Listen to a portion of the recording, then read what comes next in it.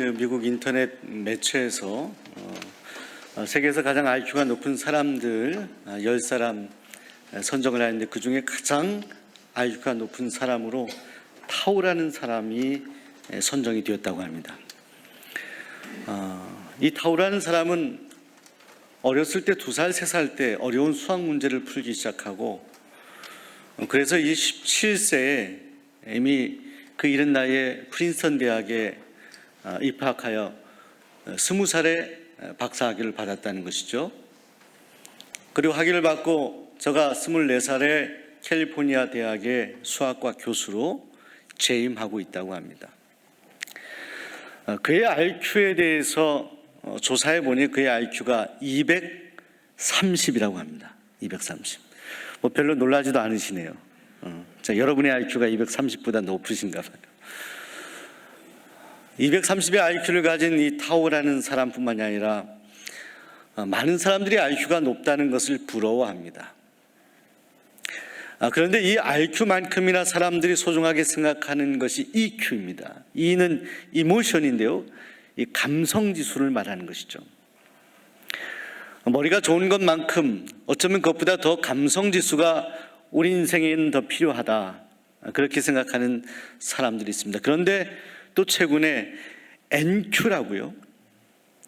이 IQ나 EQ보다 어쩌면 이 NQ가 더 소중하다. 그런데 사랑하는 여러분, 제가 성경을 묵상하고 읽으면서 정말로 이 IQ보다 EQ보다 더 소중한 것이 NQ라고 깨달음을 얻고 확신하게 되었던 것은, 이 NQ는 N 네트워크의 약자인데 관계지수를 말하는 것인데, 성경의 수많은 사람들이 사람들과의 관계를 소중히 여기며 그렇게 지내왔던 모습들이 있는데, 힘들 때마다 저들이 하나님과의 NQ, 이 관계지수의 성공함으로 인하여 저들의 인생이 행복했고 저들의 인생에 가치가 있었던 것을 보게 됩니다. 여러분, IQ와 EQ가 소중하다고 세상은 말하지만, 그러나 오늘 우리 인생의 힘을 불러일으키는 것은 IQ나 EQ라기보다는 분명 그것은 NQ가 맞습니다. 관계지수. 누구와의 관계인가요? 하나님과의 관계를 말합니다. 비록 우리가 IQ가 낮고 EQ가 낮다 하더라도, 또 때로는 NQ, 사람들과의 NQ, 이 관계의 지수가 낮다 하더라도, 실패했다 하더라도 우리가 하나님과의 NQ만큼은 진정 회복해야 되고 풍족해야 되는 것이 오늘 우리의 인생이어야 한다 생각합니다. 특별히 성경의 많은 인물들 가운데 이 NQ, 하나님과의 관계에 늘 집중하였던 한 사람을 저는 여러분에게 소개하고 싶습니다. 그가 다윗입니다. 다윗. 오늘 우리가 읽은 시편 5편 말씀은 이 다윗이 사람들과의 관계 속에 참으로 어렵고 힘들었을 때 그가 진정 하나님을 바라보며 하나님을 향하여 기도하였던 내용이 구구절절이 기록되어 있습니다. 특별히 이 구약을 연구한 학자들은 이 시편 5편은 다윗이 압살롬에게 쫓김을 당하고 도망했을 때 즈음 어느 날 그 아침에 하나님 앞에 기도하였던 내용을 기록한 것으로 보고 있습니다. 자신이 가장 신뢰했던 압살롬으로부터, 또 자신을 봉양하고 섬겨야 될 자식으로부터 배반을 받았던 이 다윗의 마음이 갈기갈기 찢어졌을 터인데, 그러나 이 황망한 다윗 가운데 그는 하나님과의 관계, 이 NQ를 회복하기 위하여 이 아름다운 시를 하나님 앞에 써올리며 기도합니다. 자오, 이 시편 5편은 그의 시이기도 하지만 이것은 다윗의 기도인 것입니다. 지금 이 시대에 우리 수원 종로교회 정말로 간절한 기도가 필요한 때에 저는 이 시편 5편을 통해서 이 다윗의 기도가 특별했던 이유가 무엇인지를 함께 살피며 오늘 우리의 기도도 다윗의 기도가 되었으면 좋겠습니다. 여러분, 첫째로 다윗은 하나님께 간절히 기도했습니다. 하나님께 간절히. 자, 여러분, 다윗은 대상을 분명히 한 기도를 하였습니다. 오늘 성경 말씀을 보십시오. 1절에 여호와여라고 부르는 여호와여. 그리고 다시 다윗은 하나님을 부릅니다. 나의 하나님, 나의 왕이여라고 표현합니다. 그리고 다시 말합니다. 기도합니다. 내가 주께 기도하나이다. 다윗은 하나님을 나의 왕이라고 표현합니다. 여호와라고 표현합니다. 내가 나의 입술로 주께 기도한다라고 고백하며 기도합니다. 주께. 자, 여러분, 우리가 기도할 때 우리의 기도를 들으시는 분은 하나님이십니다. 우리가 기도할 때 분명 우리의 기도의 대상은 하나님이어야 하는데, 그런데 종종 우리는 이 너무나 명백한 이 진리를 벗어날 때가 있습니다. 우리가 기도할 때 주변에 있는 사람들을 향하여 기도하는 그러한 유혹이 우리 마음에 들어올 때가 있습니다. 주변을 의식하며 하는 기도. 여러분, 기도는 하나님께 집중하는 것입니다. 대상을 분명히 하는 것이죠. 내가 하나님께 나의 마음을 쏟는 것이 기도입니다. 다윗은 그래서 여호와여라고 부릅니다. 나의 주여, 내가 주께 기도하나이다. 근데 우리는 때때로 사람을 의식합니다.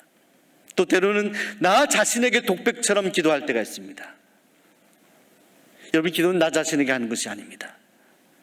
나의 신념을 다시 구체화하는 것이 아닙니다. 기도는 하나님께 드려지는 것입니다.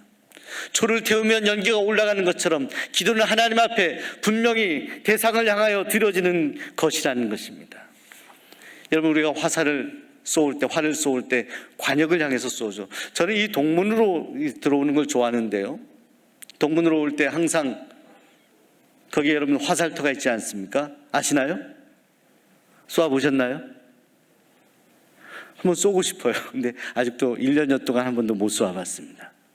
여러분, 화살을 쏘아보신 여러분, 우린 분명히 관역을 향해서 화살을 쏩니다. 그런데 만약 관역을 향해서 화살을 쏘지 않고 그 주변을 향하여 화살을 쏘면 이 화살은 위험한 것이 되죠. 우리가 기도할 때 하나님께 기도하지 못하고 오늘 우리의 독백이 되거나 사람들에게 하는 기도가 되어서는 결코 이 기도는 하나님께 상달되지 못할 뿐만 아니라 위험한 기도가 된다는 것입니다.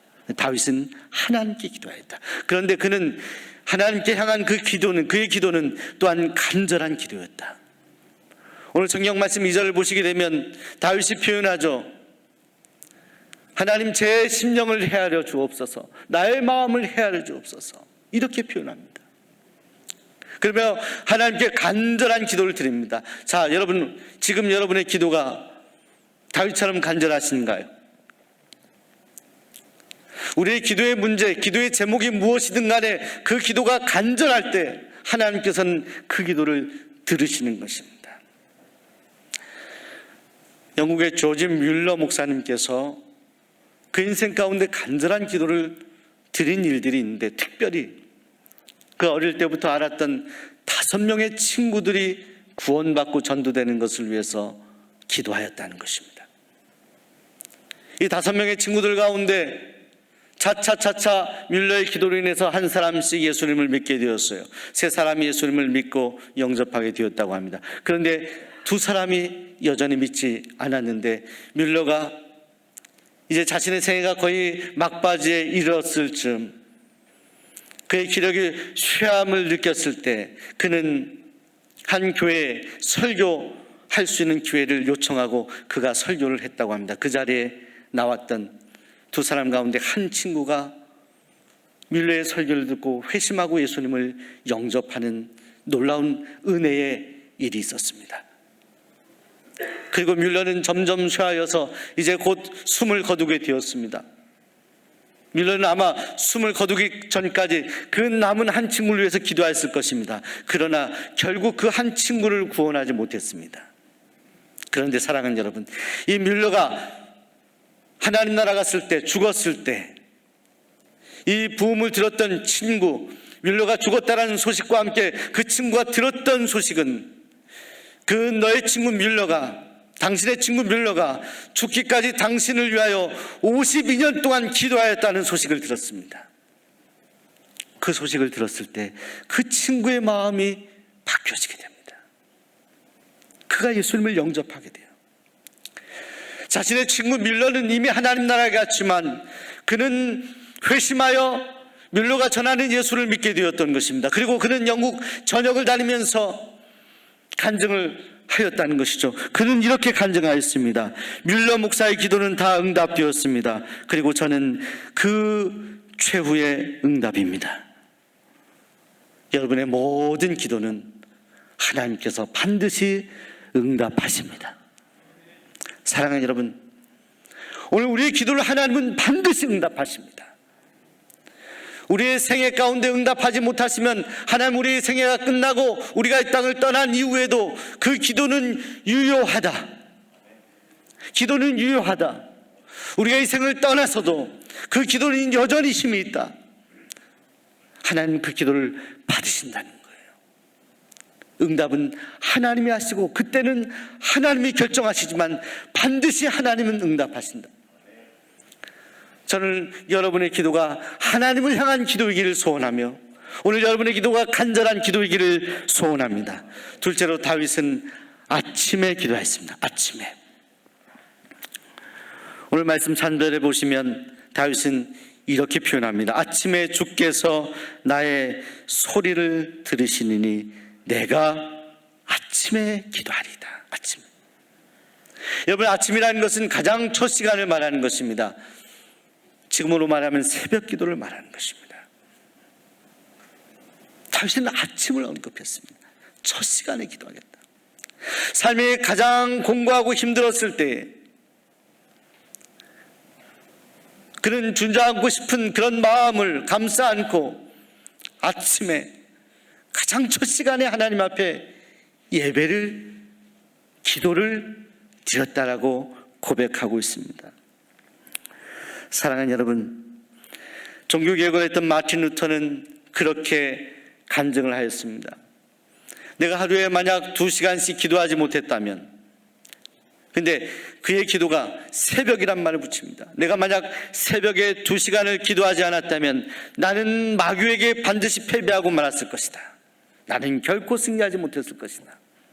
그리고 때때로 나에게 주어진 일이 많을수록 나는 하루에 3시간을 기도해야만 했다라고 말합니다. 마틴 루터는 시간과 그 기도의 시간을 정확하게 언급합니다. 나는 새벽에 2시간을 기도했다.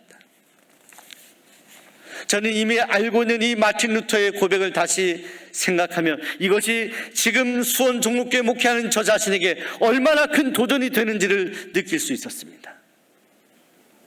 루터가 종교개혁에 목숨을 걸고 이 개혁을 할 수 있었던 것은 그의 지적 능력도 아니고 그의 경험도 아니고 그의 이지적인 판단도 아니었던 것입니다.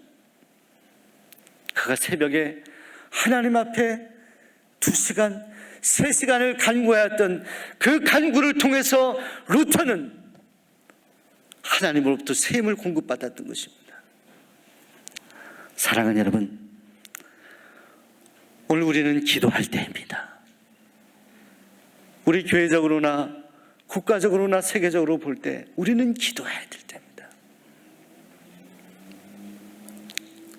비록 마스크를 쓰고 떨어져 앉고 손세정을 하고 교회에 오는 것이 마음이 좀 찜찜하다 하더라도 그러나 여전히 하나님은 이 시대에 우리의 기도를 하나님은 받기를 원하시고 기다리고 계십니다. 새벽에 아침에 기도하였던 다윗, 마틴 루터, 존 웨슬리를 기억합니다. 가장 첫 시간을 하나님께 드렸던 그들을 주목합니다. 이덕주 교수님 쓰신 한국교회 처음 이야기란 책에 보면 우리나라에서 새벽 기도가 언제 가장 처음 시작되었는지에 대한 이야기가 있습니다. 많은 사람들이 1906년 길선주 목사님으로부터 이 새벽 기도가 시작되었다고 생각하는데 이덕주 교수님의 주장은 좀 다릅니다. 그전 1905년도에 개성에 한 부인회들이 모이는 사경회가 있었다고 합니다. 그때 선교사들이 함께 이 사경회를 지도했었는데 그때 이 숙소를 선교사들이 따로 잡지 아니하고 이 한국 토착민들 성도들과 함께 숙소를 같이 썼다라는 것이죠.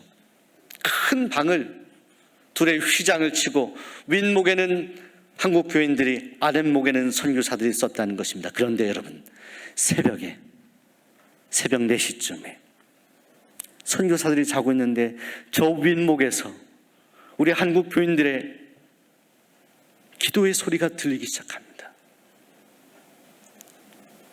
저들의 간절한 예배의 소리가 들리기 시작합니다.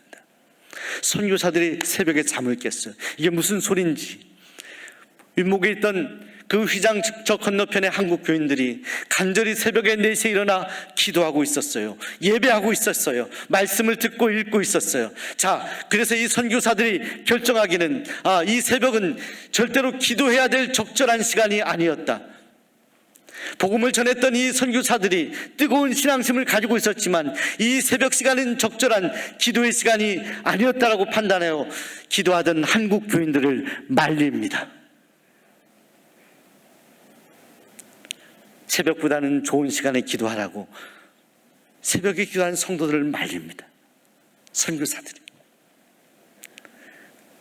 그러나 기도를 멈추지 않고 새벽에 예배하는 것을 멈추지 않았다고 합니다.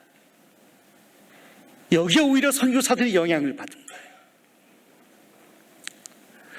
자, 사랑하는 여러분, 1905년이라고 할 때 지금 2020년, 어쩌면 우리 수원 종록교회 역사와 함께했던 이 기도의 전통, 이 교회에 수많은 전통들이 있을 것입니다. 그런데 오늘 여러분이 생각하기에 이 수원 종록교회의 가장 위대한 전통이 무엇라 생각하십니까? 우리 한국 개신교회의 가장 위대한, 그리고 이 교회를 교회답게 하였던 그 근본적인 동력이 어디에서부터 시작되었다고 생각하십니까? 아침에 하나님 앞에 기도하는 것으로부터 시작되었습니다. 새벽 기도. 전 요즘에 새벽에 하나님 앞에 기도하면서 하나님께서 제 마음에 주신 감동이 무엇인가를 느껴봅니다.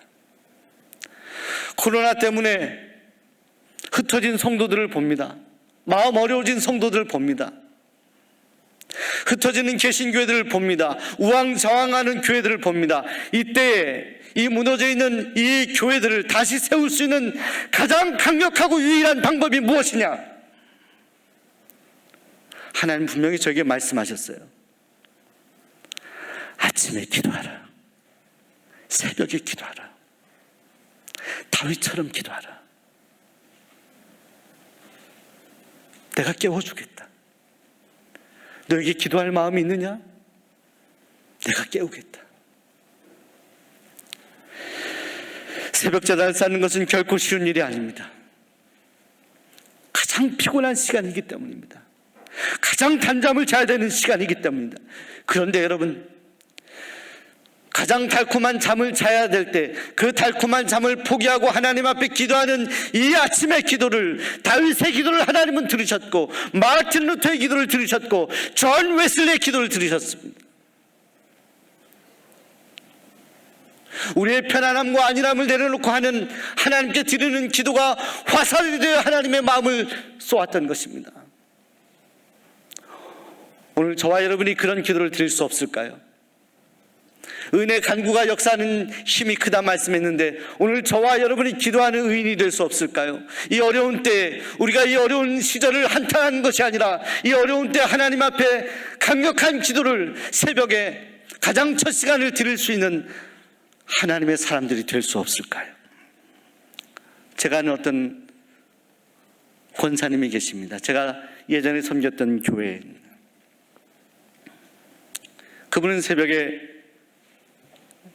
기도회를 오시는데 꼭 5시 4분, 5분, 6분에 교회에 도착하셨습니다. 그 이유가 있습니다. 제가 한 번은 간증한 적이 있는데요. 그분이 집에서 교회까지 오는데 버스를 2번 타고 오시는데 1시간 반 동안 버스를 타고 새벽에 오세요. 근데 첫 차를 타고 새벽에 오는 시간, 가장 첫 번째 차를 타고 도착하는 가장 빠른 시간이 5시 예배 시간, 새벽 시간 넘는 그 시간이었다는 거예요. 그리고 가장 늦게까지 기도하고 댁으로 가십니다. 1시간 반을 오시고 1시간 예배 참석하고 기도하시고 때로는 1시간 반, 그리고 1시간 반을 가시고 하루 4시간, 5시간을 새벽에 쏘는 거예요. 자, 여러분, 오늘 우리는 그렇게 판단할 수 있을 거예요. 이것은 낭비가 아니냐, 이런 낭비가 어디 있느냐. 마치 향유옥합을 깨뜨려 부은 여인, 그 여인을 향한 시선처럼 이런 낭비가 어디 있느냐. 그런데 여러분, 낭비일까요? 제가 그 권사님께 질문했습니다. 권사님, 가까운 교회에서 새벽제단 쌓는 것은 어떻습니까? 권사님이 그렇게 하셨었는데 어느 날 가까운 교회에서 새벽에 기도하는데 하나님이 본교회 성전을 보여주시더래요. 텅 비어가는 새벽제단을 보여주시더래요. 너가 가길 원한다 말씀하시더래요. 너가 불쏘시개가 되고 희생양이 되길 원한다.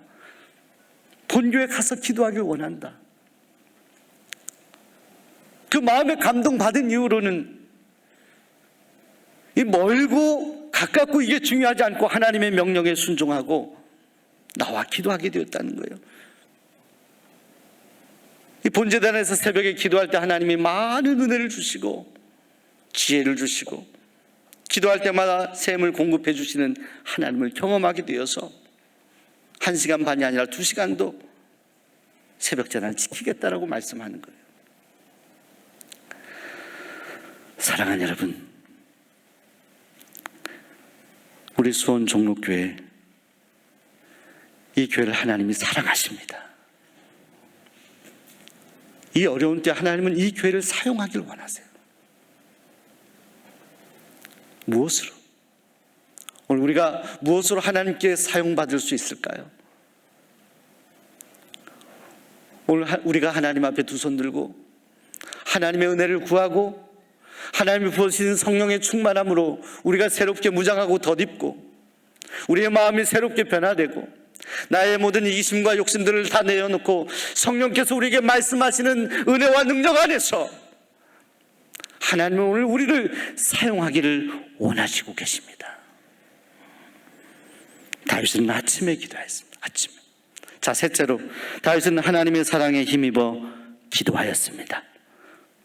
그래서 다윗은 7절에 이렇게 고백합니다. 오직 나는 주의 풍성한 사랑을 힘입어 주의 집에 들어가 하나님께 예배한다라고 했습니다. 자, 여러분에게 질문 드리겠습니다. 하나님이 여러분을 사랑하심을 느끼십니까?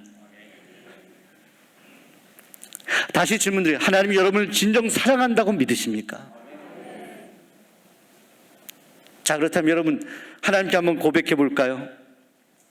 독백으로 제가 주님을 사랑합니다. 한번 고백하겠습니다. 한 10초 드릴게요. 시작.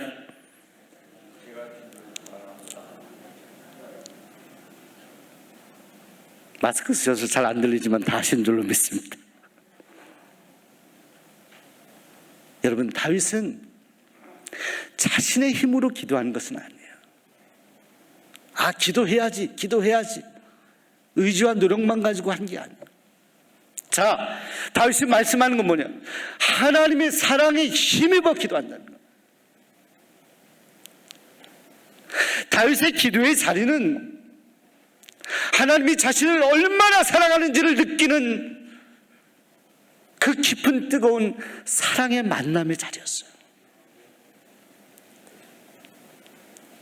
다윗이 하나님이 자신을 얼마나 사랑하는지를 느꼈기 때문에 그는 기도할 수 있었다는 거예요.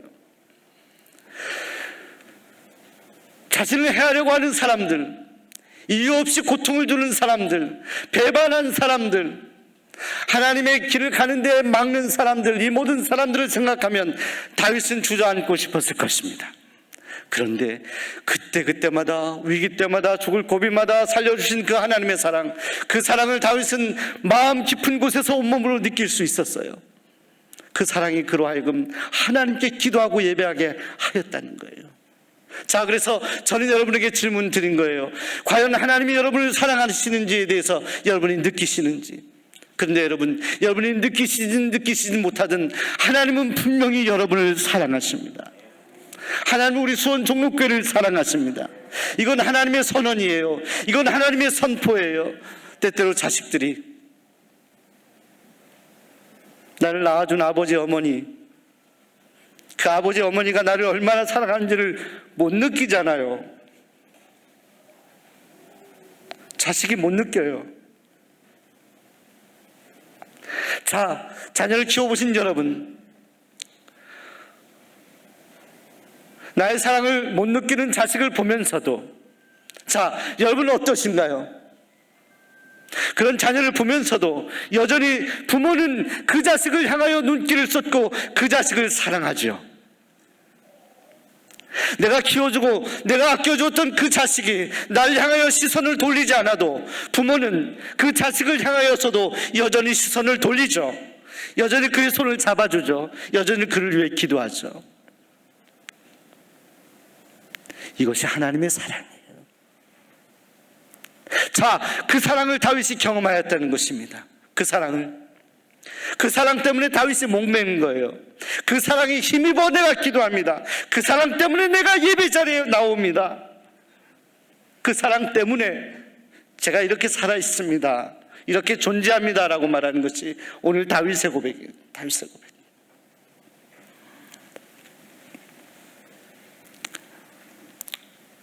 오늘 우리에게 그런 다윗의 마음이 회복되기를 소원합니다.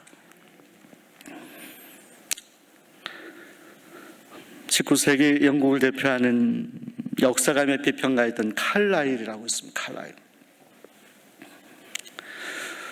그가 썼던 위대한 책, 프랑스 혁명사라는 책이 있습니다. 그가 1833년부터 1837년 4년에 걸쳐서 쓴 책입니다.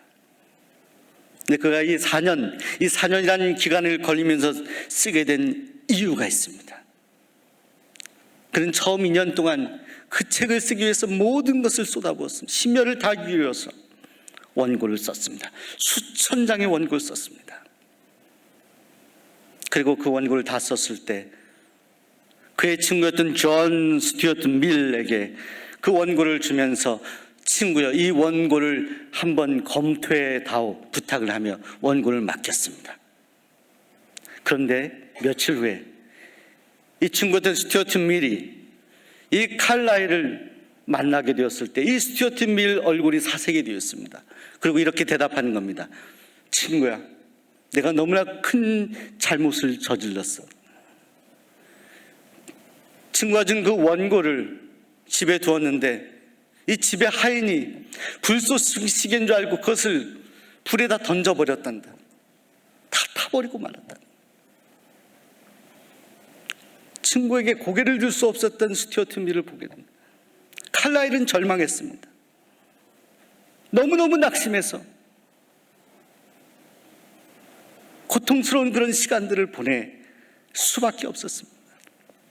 그가 2년 동안에 정말로 애를 썼던 그 작품이 불쏘시가 되어버려 이미 존재하지 않았기 때문입니다. 그런데 어느 날 그가 한 공사장을 지나가게 되었습니다. 그런데 그때 한 인부가, 노동자가 벽돌을 하나씩 쌓는 것을 보게 됩니다. 그때 이 칼라일이 깨닫습니다.